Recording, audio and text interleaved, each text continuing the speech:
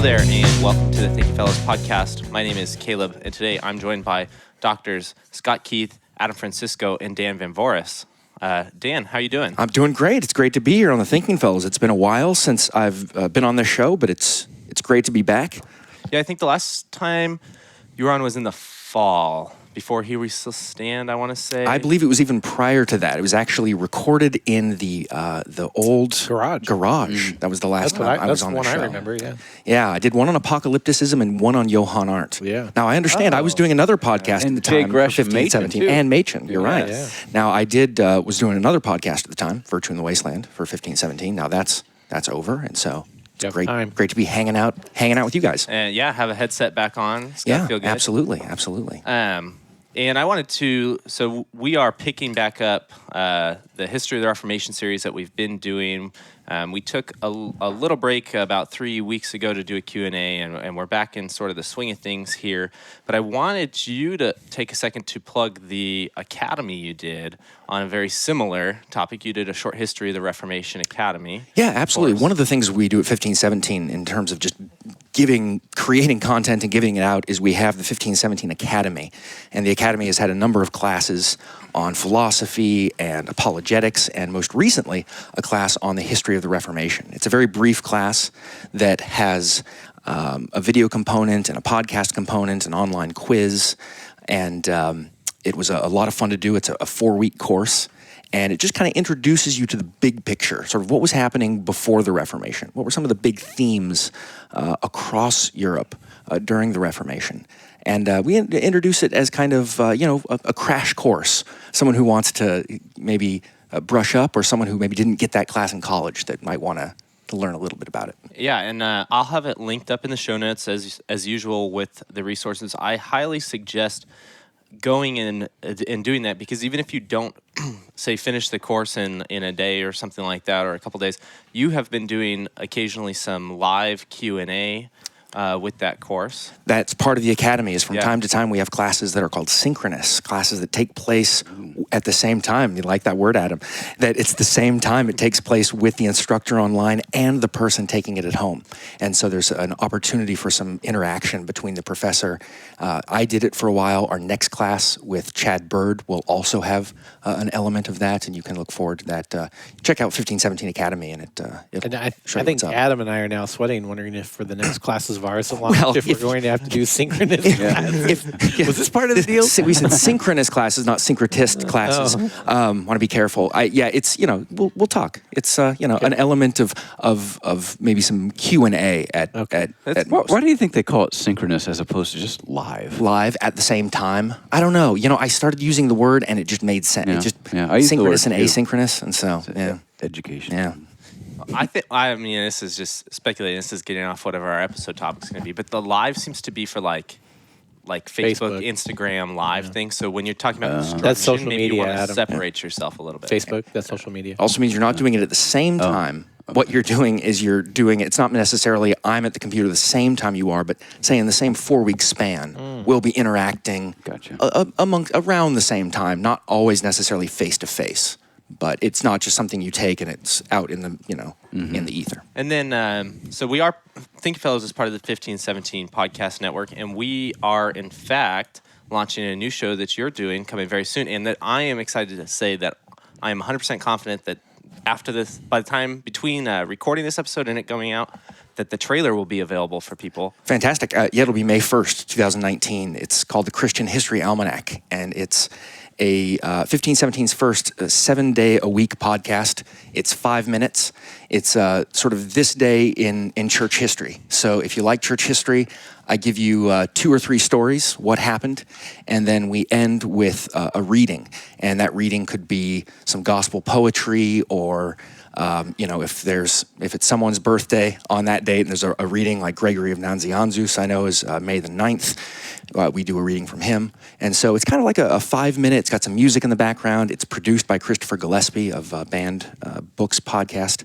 And I think it's going to sound real nice, and it's going to be a nice little 5-minute, maybe intro to your day with some church history, music, and the like. Awesome. I've heard the demos. It really good. Yeah. There's irony to it. Yeah. The way your voice is, it's so serious, but then you bring these quirky things. There is a little bit of fun to it. It's straightforward and like to be it. soothing, but I do add a little bit of personality because, you want to have some fun with it as well. The daily sort of shorts, I just think are good ideas. Yeah. So I'll put the link to the trailer in there, and you can subscribe to that show with your favorite podcasting app. And then when it comes out in the first week of May, we're going to you'll just start getting those episodes every day, and you can just have them on your phone. My favorite stories from church history. So I'm having a lot of fun writing those scripts. A lot of not necessarily just the stuff you all know, but some of the fun stories. So, well, cool. So we're picking up just right after where we ended last time, which last time we ended with the interims. The Augsburg interim was, I think, what we really ended on, and we ended with a discussion of Melanchthon's sort of shocking. Yeah. Melanchthon's involvement or lack of involvement in the interims. So today we're picking up around 1550. We'll probably hop over to 1555, and we're going to move our way into the Peace of Augsburg, and we're going to talk about the Reformation abroad too, outside of Germany. Dan's going to help out with that today. And so looking at 1550's timeline, it starts to, we were just talking before the show, it looks like a lot of the major players, a lot of the big guns in Germany are dying. Right? That's sort of what's happening in the 1550s. Yeah, 1550s to 1560s, you get most of the big players will die. Doesn't Nicholas von Amsdorf, I think, dies in that period. Mm-hmm. Justice Jonas dies in that period. Melanchthon dies in that period. So some of the big names. Lucas Cranach, even the elder, dies here. So there's going to be a transition. It's sort of, and I think this is one of those transitions you can see from the early Lutheran confessions to the Formula of Concord, right? The young guns, the students of Luther, Melanchthon, sort of are now picking up the reins. And they're sort of dealing with a very divided Germany, because we're talking about these interims, and we're going to talk about the Peace of Augsburg. And why would there have to be peace, I guess, is the question, right? Why is there a peace to be made? It's worth noting at this time the university at Jena, it is formed. A little college before it's formed as a university in the 1550s, and it's going to become sort of the center of this second generation of Lutheran Orthodoxy. And Wittenberg is actually going to move a little bit towards the way of proto-pietism, and it becomes a fascinating conversation. But just as we're looking at the transition from first generation to second generation of Lutherans, the university at Jena there is really, really an important place and will become an important place, and it's starting right at the same time.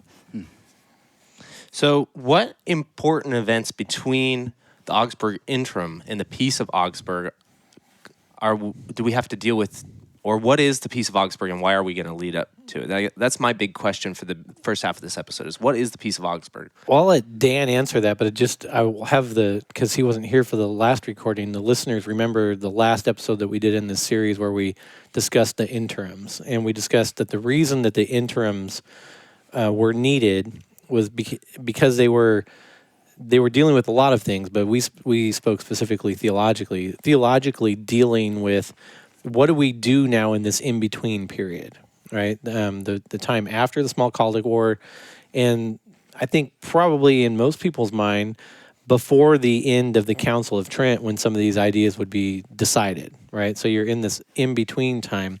But the end of the Smalcald War didn't really bring peace, if you will. I don't think it brought, and Dan and Adam can answer this better, I don't think it brought total political peace. It didn't bring theological peace.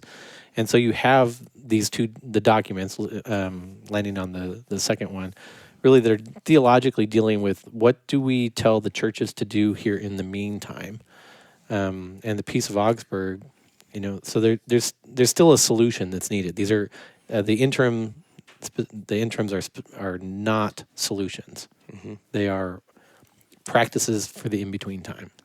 If it's worth noting, for me, when it comes to the Peace of Augsburg, the Peace of Augsburg is very basically, on a very basic level, the end of the Smalcaldic Wars. Much like I would think of as the Peace of Westphalia or the Peace of Vienna or the Peace of Paris, that this is just the end of that series. Now, it's a very theological document, because when it comes to how you rule the state, right, the empire and the church are still fighting with each other.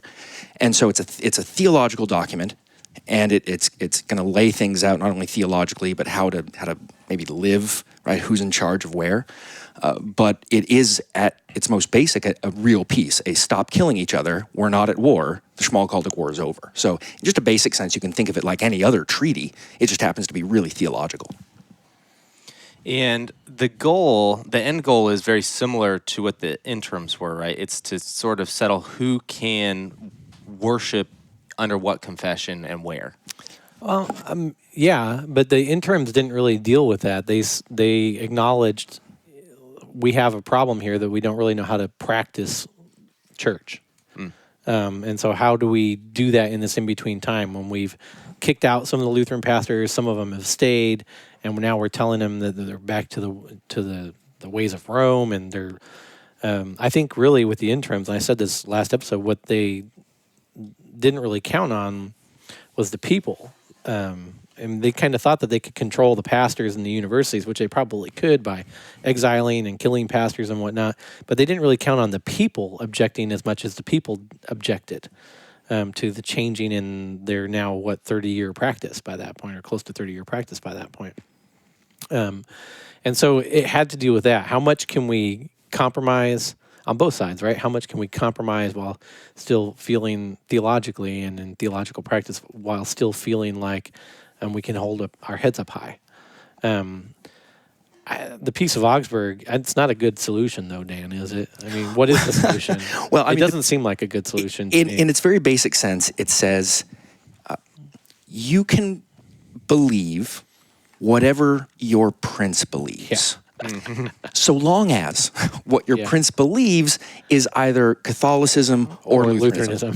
So it's basically the kind of weakest, middle ground to the Reformation, are we going to have lots of churches? No. Well, we'll just let one of them be. And in a way, in Germany, the Lutheran Church was the issue. So they weren't thinking about necessarily the other sects. But it's what happens when a ruler converts from Catholicism to Protestantism? What happens when the people decide, I don't want to convert, I don't want to change, right? The pressure from below, Scott, as you were just saying, is, while historians might say in the early Reformation it wasn't as strong as some have made it to be, by the time we get to the 50s, 60s, 70s in the 16th century, the pressure from below is massive. Yeah. And as you said, they've got a rhythm of 30, 40 years of using these new forms of worship. So I think that it was a nice try, but like most, sort of milquetoast political middle of the road things, it's ultimately going to lead to 1618, right, which is the 30 Years War and the first Great World War in many ways. The defenestration of Prague. The defenestration of Prague, exactly. This is sort of a side note, but kind of a curious thing in the history of the Reformation. In the 1570s, when the wars between the Turks and the Habsburg Empire kind of start coming to a conclusion, or at least a temporary conclusion, the Habsburg Emperor, Maximilian at that time, employed Lutheran chaplains to go with his ambassadors to Constantinople so that they could minister to the Lutherans amongst the Habsburg bureaucracy, if you will. So it's kind of a curious history. So the Habsburgs are staunchly Catholic. But there's Lutherans amongst them, and they're recognized as legitimate. It's become a political reality that this group just exists. And so you're going to have to do something with that part of your population that is, that believes this. Really, when we look at histories of the Reformation, so often, especially in the German histories, we see bis 1555, right? German for up to 1555, and that's it. Yeah. And that's appropriate in a lot of ways. But what we're seeing is this transition, we're seeing political factors, we're seeing a legalized Lutheranism. And that's really what 1555 represents. Right. Peace of Augsburg legalized Lutheranism. Yeah. It's not the greatest idea, but it's certainly the next big idea in political statesmanship. Well, it's not the greatest idea because you could have grown up in a province or an area which was Roman Catholic, and that brother dies, the next brother comes in, he's now your elector, your ruler. It's like and you're he's talking Lutheran. about the history of England, yeah, And or other. boom, guess what? You're 65 years old, you've been Roman Catholic your whole life, and Now you're welcome to Lutheran. being Lutheran. Yeah. And this is the history of what we see in England, right? Yeah. And this is happening at the very same time, Caleb. If just to go in that same time period, that in 1553 we're going from Mary to Elizabeth, and that's a great example of whoever the king or queen worships, whatever denomination or what have you they have, you follow. Okay, so Henry VIII you follow, and then his son Edward for a very short time, but then when Mary comes to the throne, what happens? Well, we better all become Catholic again. and then when Kill she all the goes, Protestants. kill all the Protestants. And of course, this is where we get Fox's Book of Martyrs and the like. But then Elizabeth comes, and wait a second, Better she's kill all the Protestant. Catholics. Kill the Catholics, and it just becomes there's a reason why Even they if kind you're of took related a to Via them. Media. Yeah, exactly. So it doesn't. Yeah, it's not a great idea, but So this isn't a show on the history of political thought, but since I have two people here who have taught Hey, on how's the it history going? of political thought for years and years and years, I've sometimes even taught myself that if people wonder why what happened in the 20th century happened, right, regarding not only the First World War and the Second World War, sort of as in my mind, a bit of a culmination to all of this, but why postmodern thought comes into popularity, you can kind of come back to Europe, mainland Europe, just getting really sick of getting jerked around by leaders who send their people out to die for idealistic things like, well, now we're Catholic, now we're Lutheran, now we're Calvinist, now we're this. And you fast forward 100 years, several hundred years, right? And they're just, mainland Europe, they're just tired of this. Yeah. They're just done. Like, we're done with this. And World War I, that's a big turning point. We go from thousands of people dying in one absolutely. conflict to millions dying in one conflict. Then you fast forward to the Second World War, and you know how you have so many millions that to this day they don't even have a full number. Yeah, there's some symmetry here with World War I starts with the assassination of Archduke Franz Ferdinand of the House of Habsburg. So, and that's the same house from Charles V, where the whole Reformation starts. So there's some nice symmetry there, and. But absolutely, I mean, you are living through the 30 Years' War, which I mentioned, 1618 to 1648, which is like World War .5. Yeah. And it's one of just the first because they don't have the technology. Exactly. Yeah. Because everyone's kind of, everyone's involved. But people don't even know this. We're jumping the gun, sorry, Caleb. But millions of people, a third of Europe dies during the 30 Years' War? Something like that? Oh, yeah, absolutely. Yeah. From disease and from... Plague, disease, warfare. I mean, it's a third. It's an underrated, to say, it's an underrated war. Yeah. And it is a direct result of this Peace of Augsburg, to tie it back to that. I mean, it goes Peace of Augsburg, and then, what are we going to do next? 30 Years' War, then Peace of Westphalia. So for the listeners, and then Adam, just one more thing to say. We're all excited. America, in 2001, rightly so, 3,000 people die, and America changes the way it does everything. Everything. Right. Everything changes in 2001 because 3,000 people died. Can we imagine what we would do if 100 million people died over the course of 30 years over a conflict? Change your ideas about church? Change our ideas about everything. Yeah, absolutely. Anyway, go ahead. Well, I'm trying to remember what I was going to ask you, Dan. Stephen Toulmin. Yes. I think USC died a couple of years ago. He wrote a book called Cosmopolis, and he attributes the rise of the Enlightenment or Enlightenments. Thank you. I'm going to put quotes around it to the religious wars, especially the 30 Years' War. And he makes this point that people like Descartes, so that's 17th century, so we're a century later. Yeah, Descartes fought in the 30 Years' War. Yeah, and he gets out, and others, they look back at the wars of religion that result from the Reformation, and they sort of collectively say, we got to find a new approach to knowledge, public knowledge. Public knowledge, public morality, the church is no longer the center as it once was. We have to base it on something else. What's it going to be? Yeah. It's either Is it going to be civic virtue? Is it going to be ancient philosophies? And we know how fast these little things will just crawl in, in terms of worldviews, philosophies, and the like. Yeah, and I think the Enlightenment, especially when you say Enlightenments, because it's not just a movement, it's all sorts of upheavals of thought and understanding, and some for good, some for ill, and absolutely. I'm remembering why I thought that passing thought when you mentioned this connection between the Reformation and the rise of postmodernism after. we're in Didn't the Corey 20th Moss century. write a paper on that? Maybe, but Toulmin says, because postmodernism is in many ways kind of a rejection of modernism, this sort of arrogant assumption that we can arrive at like 100% Every conclusion. truth Yeah. on the grounds of, to put it very Pure and generally, certain reason. rationalism or empiricism and so on. So the Reformation, this is one of the interesting things with the Or Protestant even just on the Reformation. basis of prior held knowledge. Yeah. But I mean, the Reformation is, while it's like a era within the history of the church, it has huge ramifications in the history of Western civilization. Absolutely. And I mean, the trajectory of it, in a way, it still influences us today. Oh, I think, And not just in terms of the Protestant denominations all through. Well, we talk about these people dying, and we're like, oh, this person died, and this person died. But at the same time, you have to. Back when it was happening, it's a serious thing. It's easy to think about it Yes. abstractly, oh, here's the number. Well, and a lot Luther of dies. doctors Melanchthon died.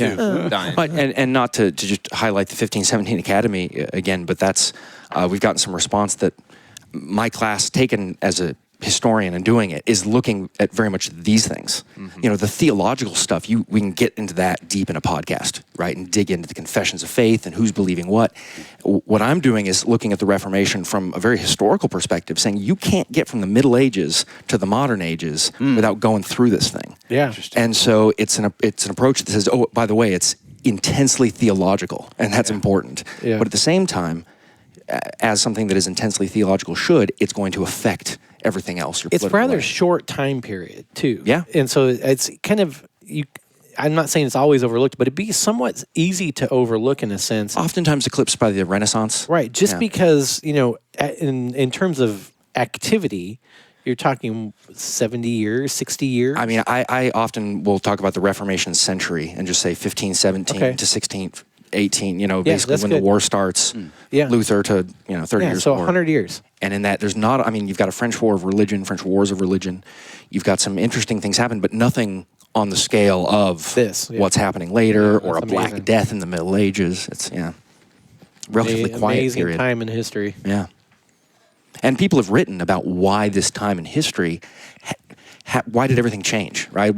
They call it an axial age or what have you, but with the Renaissance happening in the South and the Reformation happening largely in Northern Europe and Western Europe, why did this happen? And, it's all sorts of things. And this is where we can have fun looking at the way that, God's providence puts things together. In the fullness of time. Yeah, absolutely. The printing press happens the same time this happens. And Not aliens? Not aliens. Well, I mean, there's some tie-in to why did the gospel spread so quickly after the death of Christ, and you do have this idea of in the fullness of time. There's Pax Romana. Everything's ready. There's road systems. It's fairly safe to sail from one place to another place. Yeah. Without the threat of piracy and whatnot, which would not have been the case in earlier age or later age. Yeah. And so, serendipity, providence.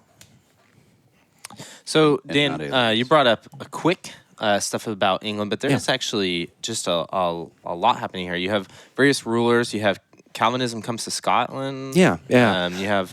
If you think of Calvinism coming to Scotland, you want to think of John Knox. John Knox was a Scottish fellow who moved to Geneva and studied under Calvin. And in 1559, he comes back and lands, and there's a whole history of what happens there around St. Andrews and then down into Edinburgh. But that's going to set off a very Protestant, very Calvinistic Scotland, which is not yet unified with England to the south. England to the south is being ruled by the Tudors. So Henry VIII, and then Henry VIII, Edward VI, Tudor, Mary Tudor, the Bloody Mary so-called, and then Elizabeth, she's a Tudor as well. And so She's kind of bloody too. she is kind of bloody Elizabeth Tudor. Did she? And, She. I think I don't know if I learned this somewhere, but she killed more people than Mary, right? well, she was also ruler from 1558 to 1603 Mary was instead ruler of for like 5 years. 3 5 years. 1553 to 1558. Yeah. I think, I mean, it's a fact, and so they're all Tudors.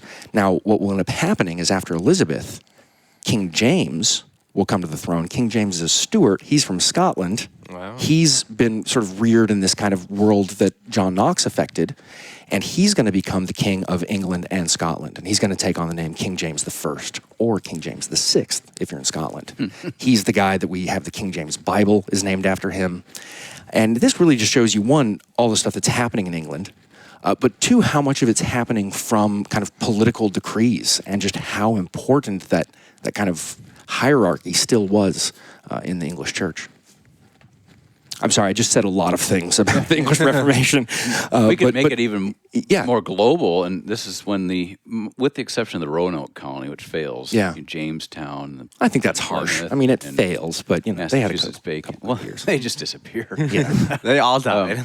So we all did. Protestantism makes its way across the Atlantic. Yeah, this is sometimes referred to as the age of international Calvinism, which is interesting that it's Calvinism, right? Because Lutheranism never caught on in England. There was kind of a strange, almost. That is weird that it never caught on in England. I mean, Elizabeth is. I mean, you finally get a bit of religious peace in England with Elizabeth and her reign. She's reared on Melanchthonian Lutheranism. Oh, absolutely. Yeah. And it was seen as a German thing in some ways. There's a great article called "The Strange Death of Lutheran England" by Alec Ryrie, and some of the very first people to go outside of Germany with the Reformation went to Scotland. Went to the University of St Andrews, where I'm an alum. This is Hamilton, Patrick Hamilton, and George Wishart, and these were Lutheran guys teaching and becoming quite popular in Scotland, and they were killed. And it kind of fizzled out. Oh. And then Lutheran became this, that's no good. we don't want to be that. But there's something else. Yeah. And so it just we don't want becomes to be that because it's too Catholic. It's not Protestant enough, or what's? Oh, well, at that time with Hamilton, it's no. You guys are just against the You're status quo. You're just going to mess and I'd things even up. say that in England, I mean, Cranmer is very Lutheran in his theology. Yeah, he's theologically. very theologically Lutheran, and some I'd ways say trying to find he's the middle way. he's very Melanchthonian theologically Lutheran. There's very similar phrases between in his writings. You can hear the Augsburg Confession, you can hear the Loci Communis, you can hear a lot of things. For the audience, if you think of this time period, go to 1563 and 39 articles. Right. And that's the confession of faith that Cranmer's really writing, and it becomes the English Church's confession of faith. So right in the same time period. But it just doesn't catch on. It doesn't, and partly because the name Lutheran meant German, rabble-rouser, gonna mess things up. Yeah, and so, but Calvinism, it's not too dissimilar to today, right? I have friends who are Reformed, or what is it? I'm a Reformed Baptist or a Calvinistic this or that, and it kind of has lent itself to, sort of you add it on to your theological distinctives, and Lutheranism didn't lend itself to that as much, and because Calvinism has that kind of wiggle room, it moves easier around the globe, frankly, in the 16th century. Yeah, well, it is skipping ahead because we do have something in 1560. I'm sorry. We get excited. And what else do you want to know? Well, because I was going to say also in 1563, the Heidelberg Catechism. That's like the most important. 1563 is like one of the banner years. Yeah. Someday there's going to be an organization called 1563. Generations from now. We should copyright it now. No, let's trademark that right now. Careful. Right now. Yeah, 63 because it's you have 39 articles, you have Heidelberg Catechism, you have Fox's Book of Martyrs, and Trent begins. And so everyone's sort of 63 is the year of, second generation Reformation, beginnings. I'm sorry, Trent concludes in 63. Can we back up? Yes, we do. Yeah, we need to back up because Just 3 years? well, and maybe 2 before that too, or to just get to what happens before these 3 years. But yeah, 1560, Melanchthon dies. Yeah. I mean, Yawn. What's that? Yawn. Yeah. I mean, this is what you're talking about, right? This is the period where all the guys are dying. He died a year after Calvin. Calvin died in 1559. Oh, I thought it was later than that. Was it later than that? You're probably right, though. I mean, this is not my thing. I know when Melanchthon died. That's 1560. I mean, it's interesting that Melanchthon. 1564. Yeah, I thought it was a little after. Melanchthon, in this last couple years of life, is very productive theologically. I mean, I think he writes another catechism, which is I think, isn't that the one where it's sort of like his catechism on catechesis? It's like on catechesis, and it's sort of weird. So for a project, actually, for Jeff Mallance and a class I had with him, I translated the introduction of that, and it is weird because it's directed at, like, I would say people in grammar school for him still, so anywhere between like middle school and high school. But like the whole beginning is why we do catechesis, and then the beginning of each section is why we would catechize about this one. So it's different than Luther, who just jumps into question and answer, right? Melanchthon takes the time to say, actually, first I wanted you to learn these 3 Greek words, and then and that's because this is tied to the history of education, and the history of education dictates that this is how I'm going to do it.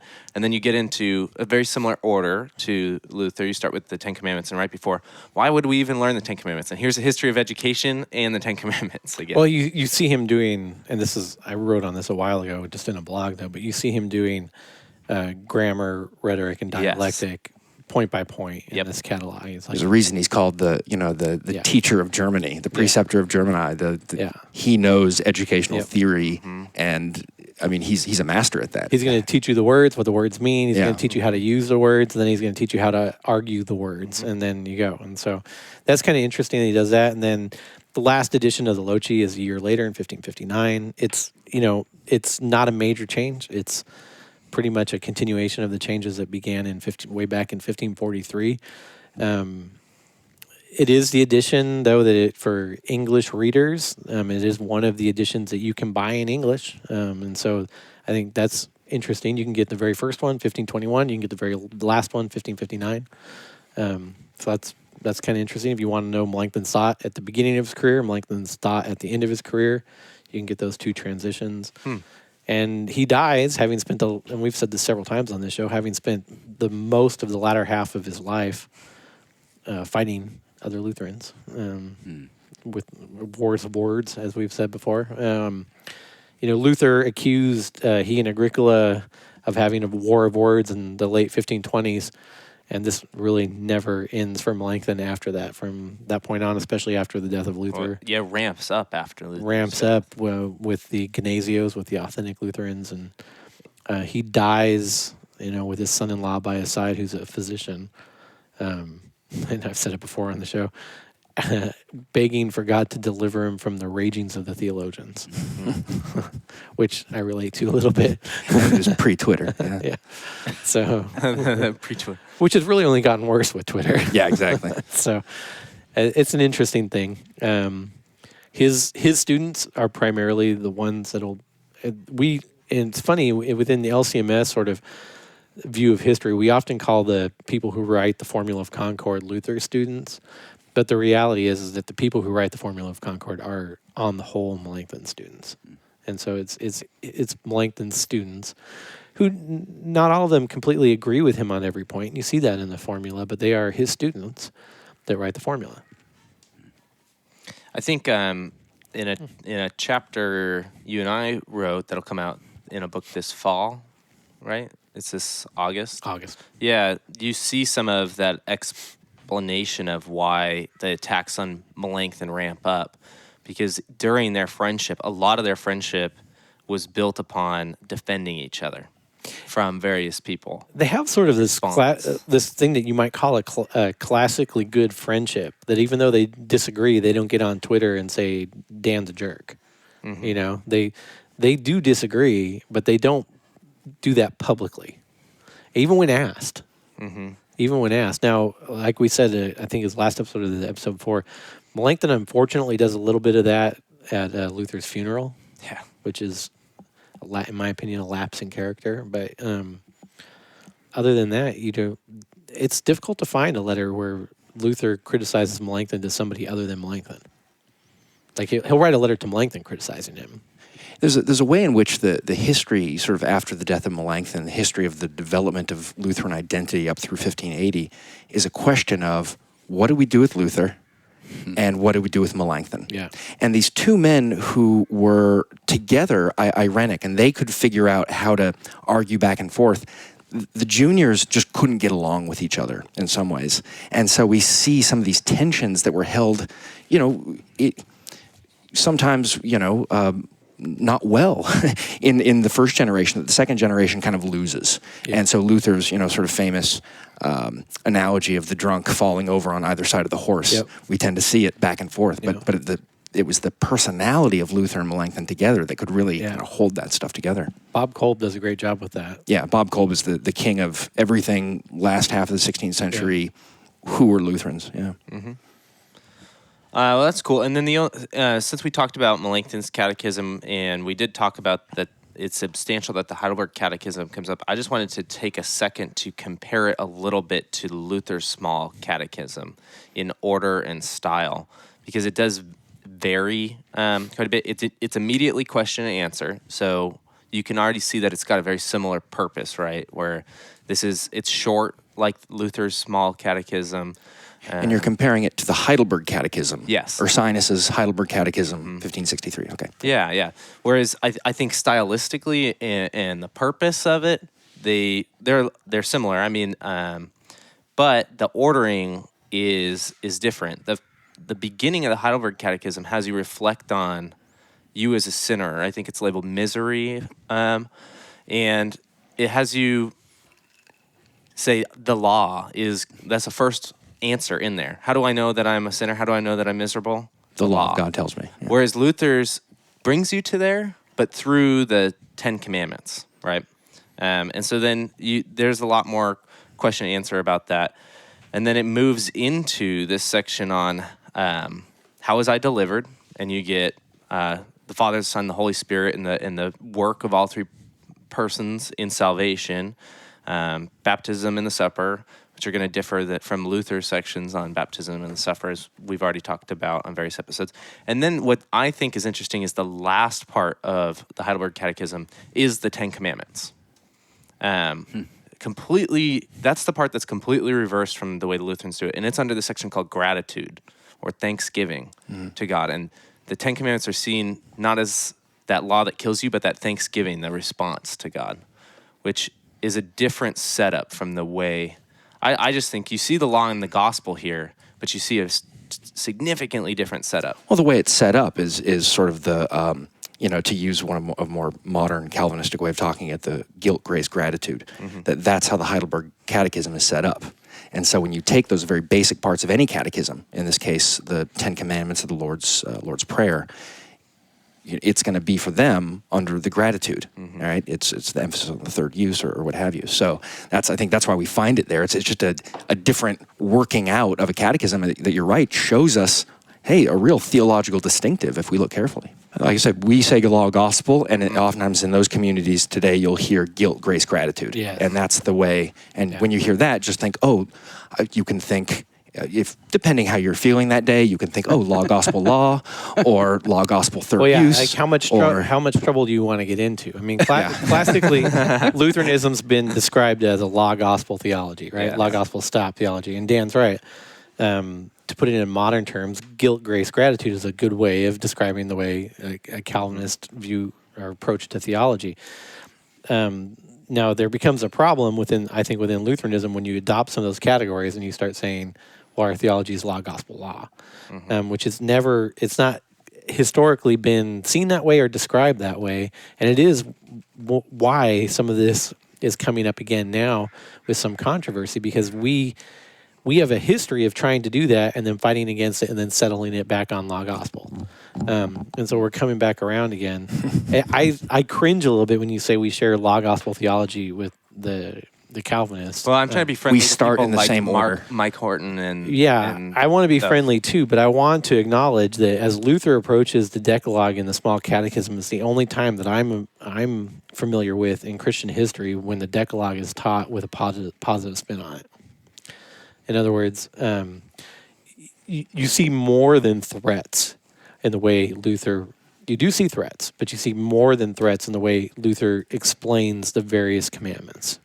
You see promises there too, and that's unique. You can teach your child the 10 Commandments from Luther's Small Catechism, and it's not a depressing day. And that's unique within Christendom, I think. I could be wrong. Jim Nestigan makes this argument. It's not unique to me, but he makes this argument. It's why if you read Nestigan and Ferdy's Free to Be, where they sort of take Luther's explanations and expand on it a little bit, you really can teach that to your children, and it's not a bad day. And I think there's a unique character to that, where the 10 Commandments are always leading you to the gospel. Mm-hmm. They're always leading you into the gospel. They're not just there to condemn you. They're not just there to make you guilty. They do that, of course. The law always condemns, right? They do that, of course. But they're there to lead you to Christ. And in that way, Lutheranism is law gospel because it's specifically Christocentric in a way that, in my opinion, Calvinism will never be. Sorry. No, I agree. I'll go back to looking at No, and in many ways, this is this is the conversation that's happening in the 50s, in the 1550s and 60s, whether it be sometimes with Lutherans and Catholics, like the colloquy at Worms, or with Reformed and Lutherans, saying, are we or aren't we together on this? Mm-hmm. And what Scott just laid out was the argument, the Lutheran argument for saying, we get it, you're close, but it's not the same. That's right. And what's interesting today is in some Lutherans talk like the Reformed, and you're right, it's just a godly fit. It happens about every century, and then it winds back down. But it's an interesting, it's something important, I think, for Lutherans to recognize. At the same time, a Heidelberg Catechism, it's a beautiful catechism. If you're, just in terms of literary, and it's got these law gospel allusions and frankly just law gospel sections, mm-hmm. I think you're right. The problem with it is its order. But if you just look at it in terms of how does it explain this, there's a reason why, Lutherans, I think, have a long tradition of saying, of all the Reformed confessions, I'll take this one. Yeah. Mm-hmm. Not the canons at Dort, not Westminster, not this one is the one we can dance the closest with, or Sinus got the closest to us. Mm-hmm. I agree with that. Cool. All right. Well, I think the only we're pretty much at time, and so the only other thing I just want to. Well, can I ask a question? Yeah. Of the Thinking Fellows, because I don't get to be on here, as we've just established very often, as it was the garage. The same time all this is happening, for me, one of the biggest things that happens is the printing of the Geneva Bible. The Geneva Bible is the first Bible published, it's 1560. It's the first Bible published in English. It's called the Geneva Bible because it has Bible notes in it that represent Calvin's theology. Right. And it brings it to England, and then before the King James Bible comes, 50 years later, it goes everywhere. And it sets the tone for the study Bible, right? It's the first study Bible, and I find that to be terribly ironic in terms of sola scriptura, in terms of the tradition. What do you guys think just about the tradition of the Geneva Bible, of the Bible getting in people's hands? Was this a good thing? Do we need more Bible notes? I think Adam contributed to the Concordia Self-Study Bible. Well, this is partly just to condemn him, is why I brought it up. The Lutheran Study Bible. Lutheran Study Bible. Yeah, replaced the Concordia Study Bible. Sorry. Yeah. It's I think it's a very underrated way of seeing how theology can get places. Well, it's interesting for traditions that say, hey, it's really important for you to read this stuff. Mm-hmm. With nothing else. Yeah. Sola scriptura. Yeah. Or at the very least, it's very important for you to read this stuff and then come up with your own questions and then ask somebody who studied more, right? The thing that I used to like study Bibles quite a bit because they kind of, if you don't know a lot, they make it easier to teach. Yeah. But the biggest problem I see with them now is that they ask the questions before you have the questions. And really one of the things that reading Scripture, sola scriptura isn't necessarily Scripture bare. Yeah. But what it is, and again, Melanchthon in me is going to come out here, is that you ought to at least, say you're studying Romans, you ought to at least read Romans one time through on its own and let it present its own themes and its own questions that you then go back to study. Now, when you go back to study them, you might bring in, the insights from the people that helped write a study Bible. You might bring in other things. But you ought to at least go through one time before you do any of that and let the text present its own themes and its own questions and then get the help with those themes and questions as needed. As we were talking about the Heidelberg Catechism, I was just thinking about this because this seems like possibly an argument possibly, that this whole study Bible and this kind of way of doing a kind of odd sola scriptura is actually a reformed thing that later Lutherans bit onto and pretended it was part of their heritage, when in fact it wasn't. Yeah. It was part of the other tradition. And I'm not saying this for tribalism or to be, the true this or that, but just to say, hey, if we're going to do history, it can show us some interesting things. And if you want to talk who's got the right to saying who's done what, well, there's a record there. Even the boards that oversee the translations of a lot of modern translations are predominantly Calvinist. The ESV, the NIV, the translation alone. Yeah. But with the Geneva Bible, we're talking the first time study notes. Yeah. And you're right. This is about, right? It tells you what the question is and then tells you the answer. I like them for like geography. Oh, sure, they can be helpful. Well, it's going to lead you. It's going to the questions that it asks by giving you answers, right, is going to lead you down a path on anything that you're reading. I mean, the minute your eye jumps down to the note as you're reading, you're now looking for the note in the passage rather than the other way around. I'm pretty certain that Tim LaHaye, the author of the Left Behind series, every night when he was saying his prayer, said a special prayer for John Nelson Darby, who came out with one of the first, and Schofield, who came out with the first study Bibles in America that became popular. Was it Ryrie?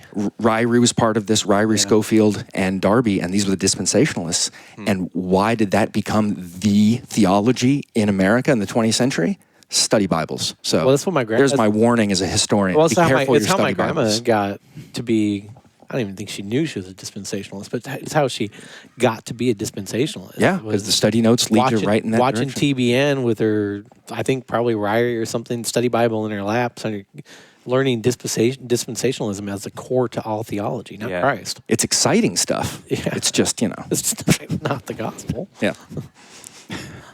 Well, speaking about not the gospel, no. Well, the Reformers were guilty of the same thing. The Reformers, when they got on the book of Revelation, just to be fair, they could get kind of wacky.